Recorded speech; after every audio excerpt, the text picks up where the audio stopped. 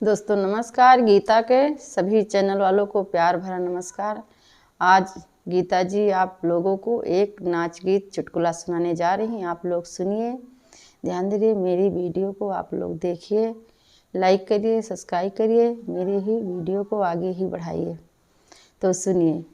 हथवा में लिहे आल पिनिया, बल में मोरा राखे मलिनिया हो। राखे मलिनिया पिया राखे मलिनिया, हथवा में लिहे आल पिनिया, बल में मोरा राखे मलिनिया हो। मैके में होती तो मम्मी जी से कहती, मैके में होती तो मम्मी जी से कहती, ससुरे में सासु मलकिनिया, बल में मोरा राखे मलिनिया हो। ससुरे में सासु मलकिनिया, बल में मोरा राखे मलिनिया हो।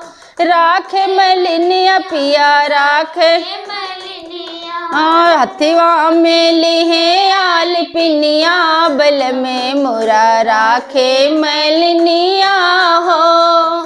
मैके में होती तो भाभी जी से कहती, भाभी जी से कहती, हाँ भाभी जी से कहती, नैहर जेठानी मलकिनिया, बल में मोरा राखे मलिनिया हो।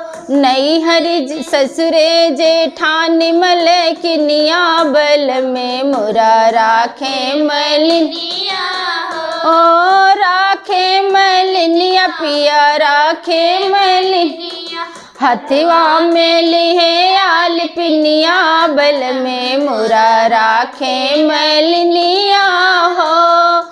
नैहर जो होती बहना जिसे कहती, नैहर जो होती बहना जिसे कहती, ससुरे ननद मलकिनिया, बल में मोरा राखे मलिनिया ओ। ससुरे ननद मलकिनिया, बल में मोरा राखे मलिनिया ओ। हथवा में लिहे आल पिनिया, बल में मोरा राखे मलिनिया ओ। राखे मलिनिया पिया राखे मलिनिया, राखे मलिनिया पिया राखे मलिनिया। नैहर जो होती वीरन जिसे कहती, नैहर जो होती वीरन जिसे कहती, ससुरे देवर है लो फड़वा, बल में मोरा राखे मलिनिया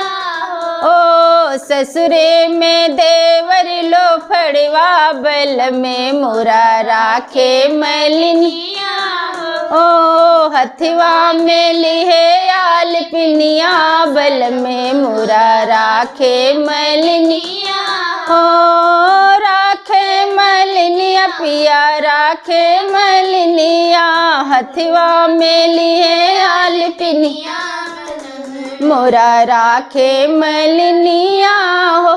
दोस्तों नमस्कार। अगले ही वीडियो में आप लोगों को फिर मिलेंगे।